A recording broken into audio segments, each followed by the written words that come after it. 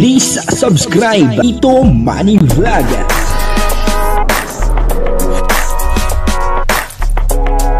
Payagan po si Tito Manny Vlog na mag-reactor para pambiling gamot sa kanya pong karamdaman. Wala man siyang records ng ng awayan. Grabe po ang ginawa ni Kuya Bal dito po sa isang K-Boys, ha? Panoorin po natin yung video at bibigyan po natin ng konting reaction. Pero bago po yan, ako muna po bumabati sa inyong lahat ng magandang umaga, magandang tanghali at magandang gabi sa inyong lahat mga kapatid. Saan man kayo ng panig ng mundo naroroon ngayon ay mag-iingat kayo palagi at pagpalain kayo ng ating Panginoon. Maraming salamat din po sa patuloy na tumatangkilik sa aking YouTube channel at nanonood sa aking video reaction. Patuloy lang po natin suportahan sila Kuya Bal Santos Matubang, Kalinga Prab, Ate Edna Vlog, Jack Tapia at yung mga kasamahan ko po sa Karepa. Ganun din po yung Team Views at yung mga charity vlogger na Kalinga Partner. Ito po yung video na kung saan ay grabe ang ginawa ni Kuya Bal dito po sa K-Boys na ito. At ang kabuuan po ng video ito ay mapapanood po natin sa YouTube channel ni Kuya Bal Santos Matubang. Yan ito po yung video. Ano ba ito? Kala Ate Grace po, tito ni Daniela. Asawa po ng Sino ka tira? Ito ko lahat? Ano ko dito?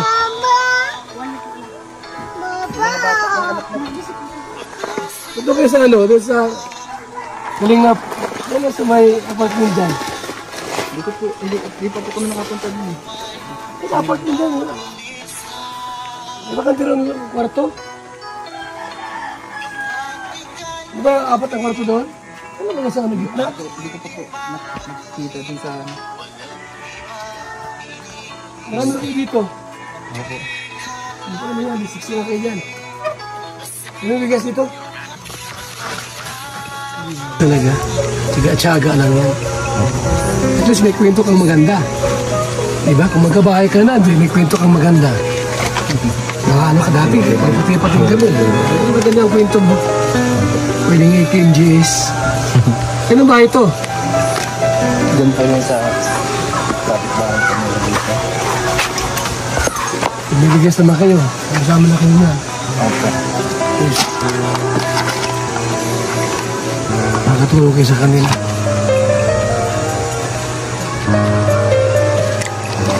Buti rin yung dito kayo naglipat kasi naman doon kayo lagi at wala ka, siyempre asawa mo, iwan. Nakakatakot din doon ay. Kahit may bakod dyan, nakakakitin yung bakod. Mamaya mayroon ng masamang loob na may plano. Pag wala ka, di masamang tao, pinatay pa yung mga yung safety dito kasi wala ka, may tao maiwan. Mga dito po yung mga kakilala niya kamag-ano. Kahit pag naalis po ako, may iwan. Sa apartment naman, hindi lang sa unahan kailang. Kung wala ka, wala rin tama. Walang kuryente doon? Opo. Ito may kuryente rito? Meron po.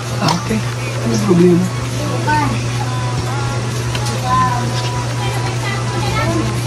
Ano schedule mo kina Kalinga Prab?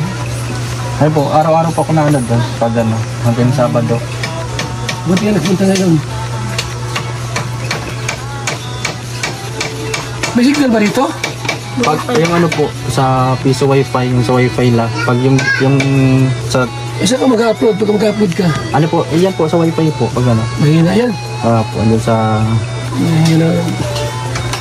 Medyo matagal po. Kaya dyan, medyo matagal-tagal. Reels lang, ganyan. Facebook, pagka...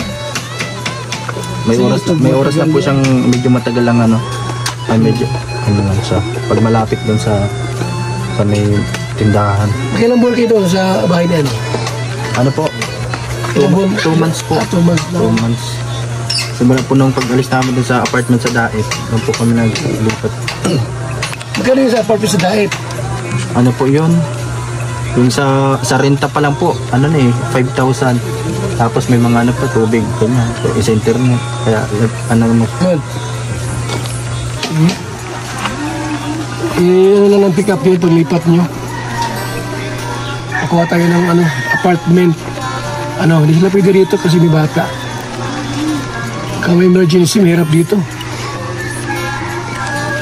Looban to ay. Malayo.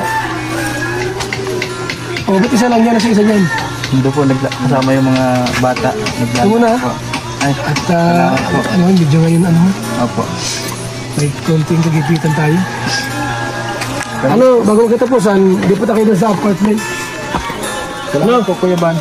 Mantagbak yun, malapit lang yun. May apartment sa Mantagbak, may rami dyan pinamilipatan. Sige! Sige!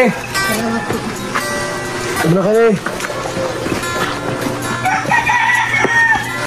Yan po, napanood po natin yung video, no? At tinutukoy po natin dito ay walang iba kundi si Papa Franz, at dinalo nga po siya ni Kuya Bal, tinignan po kung ano po ang sitwasyon niya, kasi bagong lipat po itong si Papa Franz, dito po sa bahay na napanood po natin, medyo nakakaawa din ang kalagayan ni Papa Franz, kasi palipat-lipat po siya ng bahay. Yung una niyang bahay ay yung nandoon sa parang bukid, At yun nga po, nung nagbibigay ng ayuda, sila Kalinga Prab, ay nakarating po sila doon sa bahay. Marami po ang hindi makapaniwala na yun ang bahay ni Papa Franz. Kasi medyo sira na, nasira ng bagyo. At marami po nagulat. Ang akala po ng lahat ay maayos ang kalagayan ni Papa Franz. At yun na nga, meron po talaga pala siyang problema din tungkol po sa kanilang buhay. At pasimula noon, ay nagpalipat-lipat na po ng bahay itong si Papa Franz. Maganda po sana itong inalisan nila Papa Franz, at may bakod, at maganda yung bahay doon. Pagamat medyo maliit lang, pero okay na okay sana. Kaya lang ang problema ay medyo delikado naman po yung kanilang kalagayan pala doon. Kasi doon po sa vlog ni Papa Franz na kung napanood nyo, ay may parang magnanakaw na gustong pumasok doon sa loob. Ay paano kung wala itong si Papa Franz, kagaya po ng sinabi ni Kuya Bal, na medyo delikado nga daw po doon sa lugar na yun. Kaya sabi ni Kuya Bal, ay tutulungan niya nga po ito na makakuha ng bahay. Bago nga po siya umalis, sabi niya, ay lumipat na nga daw po si Papa Franz doon sa apartment. Hindi ko po alam kung saan apartment na sinasabi ni Kuya Bal, basta may sinabi po siyang apartment. Pagdating daw po ng katapusan, ay lumipat na daw po etong si Papa Franz. At ang isa pa, sa nakikita po natin dito, yung pong sapa, medyo delikado po yun sa mga bata. Alam niyo naman po, yung mga bata medyo malikot. Ay kung malingat etong nag-aalaga, ay delikado. Kung makarating doon yung bata, mamaya ay malunod.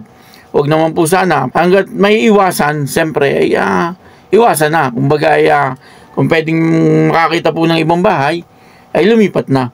Kasi medyo po delikado yung sapa talaga. At ang isa pa po yung lamok. Siyempre, pagka ganun po, katabi ng sapa, ay napakalamok po, sigurado. Napakadelikado po nun sa bata, yung kagat ng lamok. Mamaya, madengue. Parang ganun, po. Kaya, mas maganda, siyempre, yung medyo maayos din ang kapaligiran. At kahit na nga po yung bahay, medyo kubo lang, pero yung paligid naman ay okay. Ayos na ayos po yun. Okay naman po yung lugar nila. Wala naman pong problema. Ang nakikita ko lang po doon na medyo hindi maganda yung sapa. Kasi nasa tabi po sila ng sapa.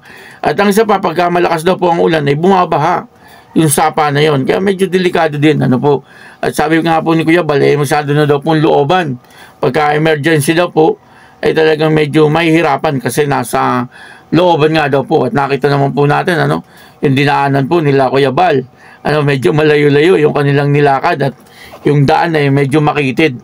At buti na lang at nakita po ni Kuya Bal yung sitwasyon nila. At nakako naman po si Kuya Bal na ililipat po sila ng tirahan. Grabe po, talagang si Kuya Bal ay likas po sa kanya yung pagiging matulungin. Lalong-lalo na sa kanyang mga kasama. Siyempre, natutulungan niya nga po yung iba, ay yung mga kasama pa ba ang hindi niya matulungan. Si Papa Franz po, sa hindi nakakalam, binata pa lang po ito, ay kasama na ito ni Kuya Bal sa radio. Kaya, ayun, hindi naman po siya pababayaan ni Kuya Bal at tutulungan naman po siya. Tunayan niya, binigyan po siya ng isang sakong bigas at binigyan pa rin po siya ng pera, pambili ng ulam. Ganun si Kuya Bal. At talaga namang mabait si Kuya Bal. Lalo-lalo na daw kung makakausap ng personal.